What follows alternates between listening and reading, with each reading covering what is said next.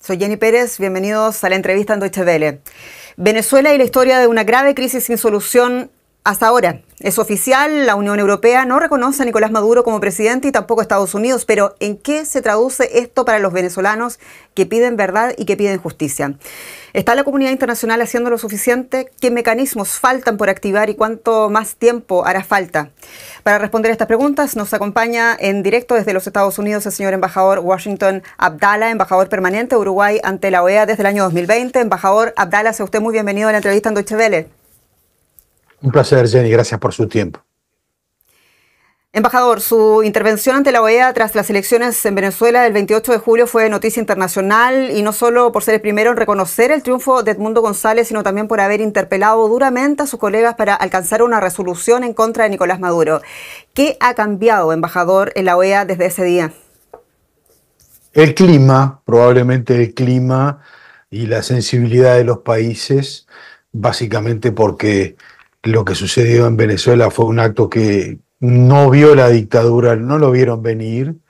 En los hechos, usted recordará los acuerdos de Barbados que se habían suscrito, habían abierto la posibilidad de una instancia electoral, esa instancia electoral se había dilatado, a último minuto se abre la compuerta, se proscribe la candidata María Corina Machado, se proscribe su sucesora, y se cuela, digamos, esa es una expresión muy rioplatense, pero se cuela el candidato Edmundo González Urrutia, va a la elección, probablemente la dictadura creyó que era un candidato fácil de vencer, y el resultado fue el que está a la vista. Pero en la OEA, ¿qué ha cambiado concretamente, embajador? Que en la OEA, en el seno de la OEA, ¿qué ha cambiado concretamente desde el 28 de julio? Ese episodio cambia las cosas. Ese episodio que cambia es el que define un clima completamente distinto, porque usted tiene un acto que legitima, que convalida un nuevo proceso en Venezuela y los países que inevitablemente son los del continente tienen que cambiar el talante. Nadie se puede hacer el distraído ante un evento de esta naturaleza. Digo, los países del continente que están obligados a tener una reflexión en torno al sistema interamericano, lo que hicieron fue meterse de lleno en el asunto y tener que tomar posición. Y eso fue lo que se hizo. Hubo un cambio también en los gobiernos de las izquierdas latinoamericanas, si lo planteo de esa manera, izquierdas. El rechazo frontal de Boric, por un lado, Lula y Petro más ambivalentes y más tarde también, y Arce, el presidente de Bolivia, que sigue apoyando a Nicolás Maduro, ¿no? Yo le voy a desideologizo la respuesta, porque primero no la puedo dar en términos de la política exterior de cada país, pero me parece que el tema se desenganchó de lo ideológico, lo pasó por arriba. Usted pone el ejemplo de Boric, digo, es elocuente, los planteos del presidente chileno han sido claros y terminantes. Me parece que eso define también un estado de situación en donde el mapeo, se dice la situación in loco, la situación en el terreno cambió drásticamente. ¿Eso qué es lo que hace? Y bueno, hace que usted ante una evidencia empírica palmaria no puede negarla.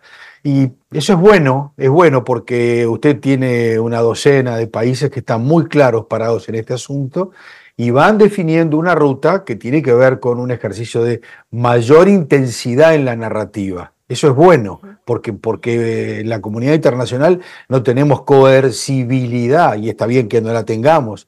Así que lo que tenemos es justamente el mecanismo de ir generando una dialéctica, un tono más intenso, para de alguna forma ir cooperando con lo que está pasando adentro de Venezuela.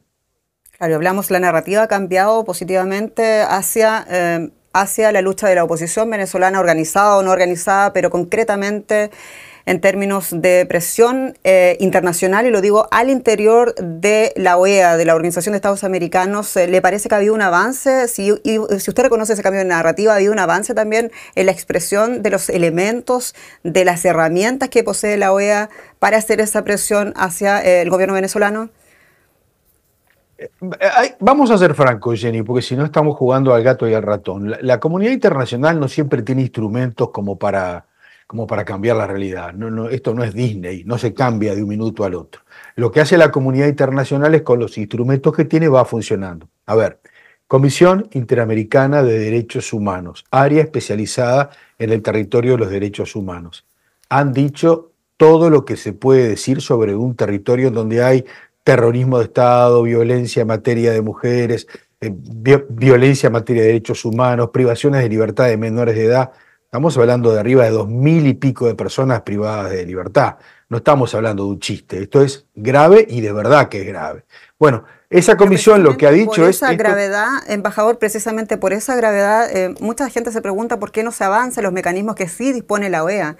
Y vuelvo a la pregunta, ¿qué puede hacer la OEA con esa convicción y con ese cambio de convicciones quizás que ha habido a partir de la última crisis? En algunos casos aplica medidas cautelares. Las medidas cautelares son medidas protectivas para algún tipo de personas.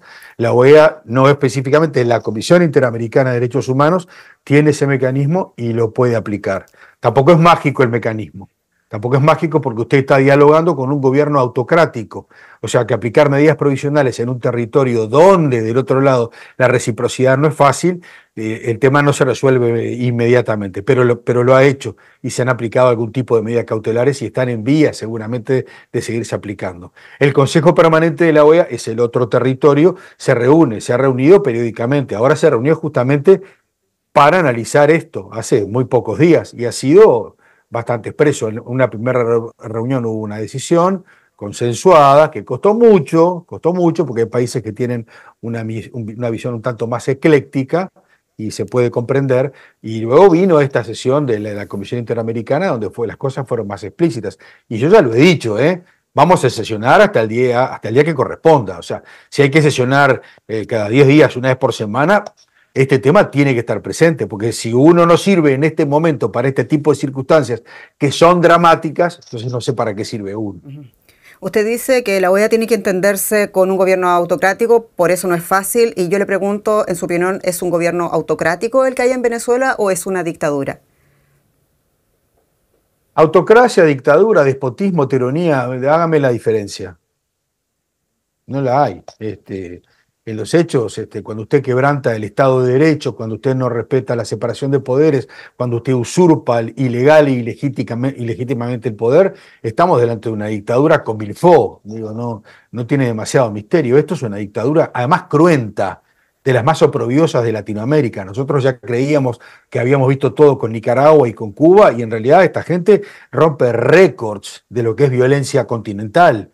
Y me parece que justamente cuando pasan este tipo de cosas, hay solo dos opciones. O usted se hace el distraído y por alguna razón no le entra el tema, o usted lo toma con toda frontalidad. Estamos pasando algo muy grave, algo muy dramático, que además de ser dramático, tiene un efecto expansivo en términos continentales. Ese es el dato también objetivo. Señor embajador, usted recién decía que hay que ser bastante honestos en este tema y también hay que hacerlo sobre todo por las expectativas de la oposición venezolana que está esperando naturalmente respuestas de la comunidad internacional. ¿Puede realmente la OEA hacer algo? ¿Puede la Corte Interamericana de los Derechos Humanos, incluso aplicando esas medidas cautelares de las que usted hacía mención, puede realmente hacer algo para cambiar la situación de los venezolanos? Todos podemos hacer algo. Usted está haciendo algo en este momento, Jenny. Yo estoy haciendo algo. Es mucho más importante montar esto en términos de narrativa internacional y no hacerse el distraído que dejarlo pasar y dentro de 15 días el tema se cuela. Mire, el negocio de la dictadura es muy simple. Es un proceso parecido a la cubana. Sí, porque claro, el modelo de referencia es el modelo cubano, lo digo con todo respeto. Cuba lleva 64 años en esa fiesta y entonces se deben estar mirando en el espejo cubano, como diciendo, bueno, si estos han podido seguir, ¿por qué nosotros no? Y la verdad que no, porque lo que ha pasado acá es absolutamente escandaloso, dramático, cruento, es de una violencia para con la gente que rompe todo tipo de mínimo de respeto a la dignidad humana. ¿Me explico? O sea, usted cuando entra en este terreno de desapariciones, de violación, ya está. Entonces, yo creo que sí, que hay que aumentar. A ver, yo miré las declaraciones de los ministros europeos de hace 24 horas. Son buenas, pero pueden ser más intensas, Claro, pueden ser mucho más el diagnóstico, señor embajador, el diagnóstico quizás como nunca ha estado bastante claro de la enorme represión que está sufriendo el pueblo venezolano, lo dicen un montón de organismos internacionales que están dentro y fuera de Venezuela. La cosa es que se hace con ese diagnóstico, concretamente citemos a otra institución internacional, la Corte Penal Internacional. Recuerdo un dato, el Senado de Chile le ha pedido al presidente Boric, a quien usted mencionaba, que ordene o que pide la orden de arresto contra Nicolás Maduro. Concretamente, ¿cree usted que eso lo vamos a ver? Yo creo que la Corte Penal Internacional, el asunto viene desde hace unos 5 o 6 años. Estoy convencido que a la Corte hay que seguir metiéndole adentro información, coadyuvando con información, dando datos. A ver, yo no soy el fiscal, me suena un poco que uno tiene que tener cuidado porque son organismos jurisdiccionales y deben de tener autonomía, pero el fiscal pone la Deutsche Welle como usted y como yo, y pone la CNN y mira y ve la barbaridad de lo que está sucediendo en Venezuela, y si alguien le arrima algún tipo de videos y prueba, esto hoy es prueba, constituye prueba, es bastante evidente que lo que está pasando allí está completamente desbordado. Así que da la impresión de que la Corte Penal Internacional tendría que traccionar, tendría que avanzar y tendría que entrar en el caso venezolano con algo más de velocidad. Pero es una opinión, la digo con todo respeto. Lo último que quiero es que se diga que estamos ejerciendo presión, lejos de eso. Entendemos. Se nos va el tiempo, señor embajador, pero debería la Corte, así con todo lo que usted sabe, con todo lo que usted viene denunciando también en nombre del gobierno de Uruguay, ¿debería la Corte entonces ordenar esa orden de arresto contra Nicolás Maduro? Yo no le voy a dar una orden a la Corte. Lo que la Corte tenga que hacer, que lo haga. Para mí, lo que debería es actuar en toda su intensidad la Corte Penal Internacional. Yo creo que el tema está más que claro y es más que evidente que allí hay una situación cruenta, dramática y que la Corte tiene que estar, con toda franqueza. Una pregunta que tengo que hacerle, ¿qué ha cambiado en la política exterior del Uruguay respecto a la cuestión venezolana? Y aquí hay que hacer un poquito de historia. Señor embajador, el gobierno del presidente José Mujica fue aliado de Chávez y también crítico posteriormente de Nicolás Maduro, y luego el gobierno del fallecido presidente Tabaré Vázquez votó en contra en el año 2017 de la llamada Carta Democrática contra Nicolás Maduro.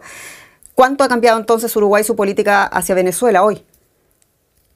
Una cosa era Chávez, que le podría gustar o no a la gente, pero tenía un proceso de legitimación electoral, había sido electo democráticamente, y esa fue una época en donde, insisto, se podrá coincidir o discrepar, pero eso era bastante objetivo. Otra cosa fue luego ya cuando entramos en la época Maduro, y ahí entramos ya a todas las dudas y en todas las situaciones de dudosa probidad electoral. Y luego ya la constatación fidedigna de que hubo un fraude electoral bastante a la vista, hasta el Centro Carter lo que fue convocado para convalidar y les dijo que eso no había sucedido. Yo creo que la secuencia ha ido cambiando. Mi país maneja una política exterior de Estado en general lo más ordenada posible. Hemos tratado de cooperar en todo lo que se puede en este tránsito. Somos Mercosur, no le voy a pasar una factura. Muchas veces en el Mercosur querríamos tener unas relaciones un tanto más próximas con Europa, pero no siempre se nos hace fácil. El Mercosur tiene también un diálogo interno en torno a esto, la cláusula democrática. Bueno, algunos países somos más intensos con la cláusula democrática para con Venezuela, por algo Venezuela al final no tuvo esa irrupción como parecía tenerla y luego pasó lo que pasó, pero hay otros países, es el caso de Brasil y Colombia, que manejan otra posición. Bueno, es respetable, son distintas políticas exteriores. Señor embajador, se nos fue el tiempo, pero tengo que hacerle esta última pregunta, por favor, breve. El gobierno de Uruguay, su gobierno, y usted lo ha dicho, Uruguay quiere seguir ayudando a los venezolanos. Concretamente, ¿qué se traduce? ¿Van a recibir refugiados venezolanos considerando el comienzo de esta nueva ola migratoria que estamos viendo?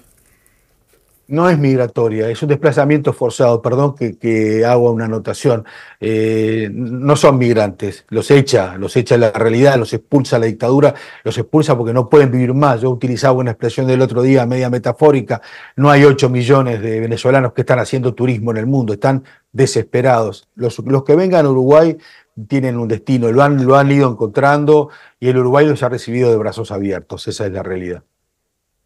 Señor embajador Washington Abdala, embajador permanente de Uruguay ante la OEA, muchas gracias por esta entrevista en Deutsche Welle. A ti, Jenny, gracias por tu tiempo.